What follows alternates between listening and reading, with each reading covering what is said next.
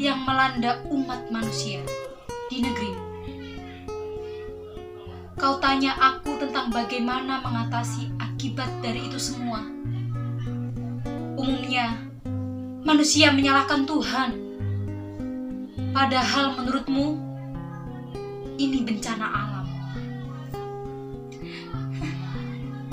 Alam bergeser dari taksirnya menuju takdir yang baru dalam kurun ruang dan juga waktu.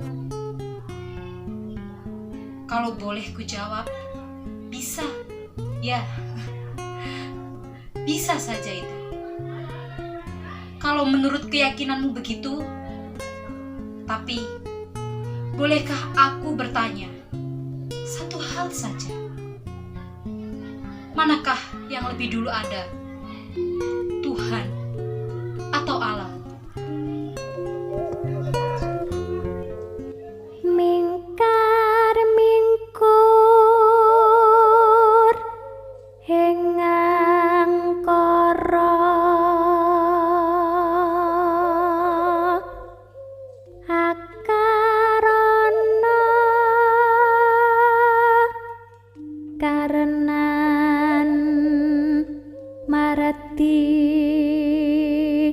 siwi.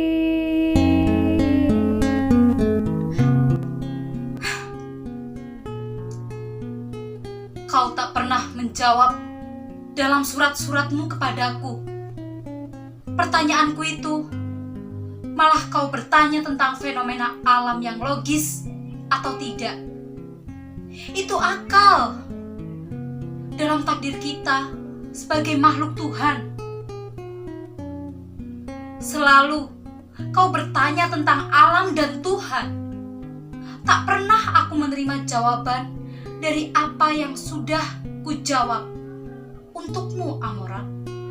Mengapa? Adakah kebimbangan untukmu tentang azas ilahiyah? Tentang zat yang tak sempurna, apapun itu? Adakah ketakutan dengan pertanyaan sendiri? Lalu, untuk apa kau tanya tentang itu selalu padaku? Adakah kau tengah menguji aku? Kalau boleh ku jelaskan, aku tak pernah meragukan apapun atau bertanya apapun tentang Tuhan. Karena hal itu bukan soal yang harus diperdebatkan, amoral. Bukan hal yang harus menghambat kreativitas dan daya hidup kita sebagai makhluk hidup. Menurutku,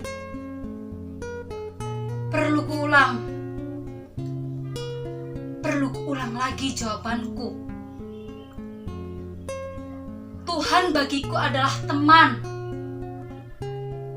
kreatif, dialogis, tunggal, meruang di kosmos jiwa, menyejukkan, mencintai,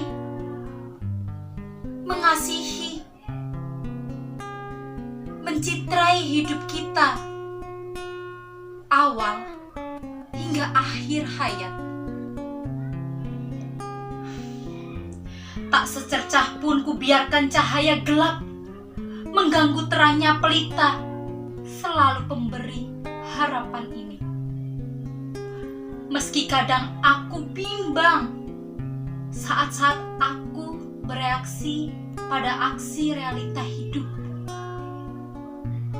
menghisapku detik per detik.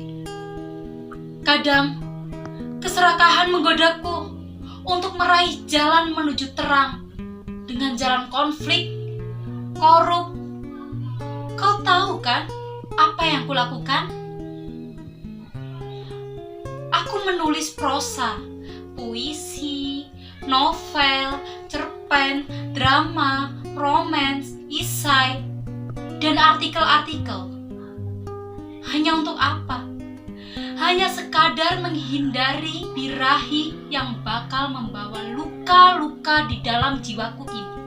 Oh, my dear Amoral, aku tahu kau penuh dengan rencana. Itu ihwal dari inti kebaikan. Kalau memang kau ingin sekali berubah menuju kebaikan, kau maksud di surat-suratmu yang lalu padaku. Bagaimana membangun upaya-upaya itu, Amoral? Lalu, pernah ku bilang padamu, jadilah inti sejati akal sehatmu.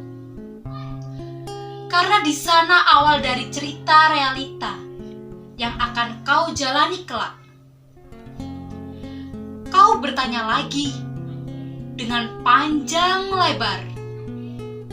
Antara lain, mengapa makhluk hidup harus berinteraksi dengan alam dan lingkungannya?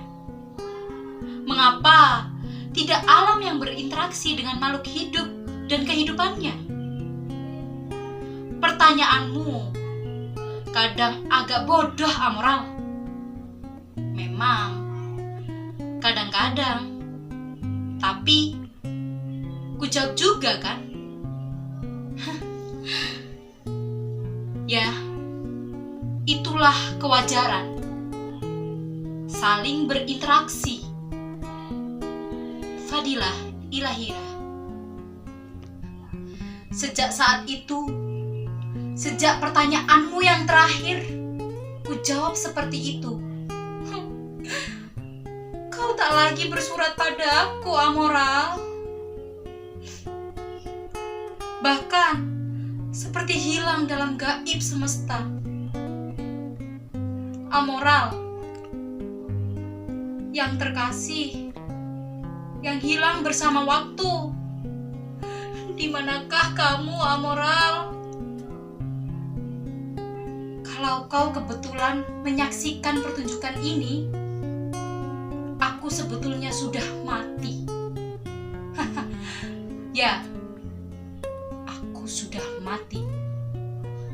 Karena aku kehilangan teman sejawat yang selama ini memberi aku kehidupan. Lewat kata dan pertanyaanmu yang kadang menggelitikku untuk memberi jawaban. Karena hanya dengan cara itu, aku mendapat hikmah dari kata dan tanyamu, Amoral. Di dalam kematianku kini, aku banyak melihat kebenaran hakikat tentang pengkhianatan sebagai bekal kekekalan.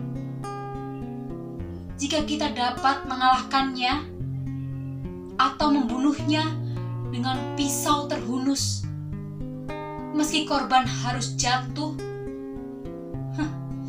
barangkali itu yang disebut dengan cinta terhadap sesama. Ya, membunuh pengkhianatan. Kini, aku dengan leluasa bisa melihat kebohongan dirimu dari alam kematianku. Aku bisa melihat bagaimana kau bermain dengan malaikat hitam, melakukan pembantaian terhadap talenta-talenta yang kau miliki lewat sejuta alibi tentang kebaikan, aklamasi. Padahal kau membuat ruang berkelas, memenjarakan orang-orang yang kau sebut terkasih di dalam etalase berlogis, berlabel besar popularitas. Lalu kau pandangi mereka dari singgasana yang berada di sudut-sudut tersembunyi, sambil menikmati vodka, menghisap jempol, dan menghisap jempol kaki-kakimu sendiri. Memilih waktu saat kau butuhkan sebagai budak kapital di atas sistem paguyuban. Lalu kau bergoyang di atas dolarmu sambil menghitung profit dari ekstase akses promo, aksi dalam sistem penjualan, format eksistensi kreatif, mengatasnamakan kebudayaan, pemberdayaan, penyelarasan, dogma-dogma sosiologis, antropologis, psikologis, plagiasis, narsisus, narasi hipokrisi, narasi hipokrisi akal bulus yang dicangkokkan dengan ramuan kepedihan. Kaum tertindas akibat politik akut dengan tampilan ikon-ikon moralitas, seolah-olah kau di garda terdepan. Celaka betul. Sebuah akrobat dari pesulap. Babi menjadi burung merpati sebagai simbol cinta yang serakah. Cinta kau tiupkan lewat penalaran.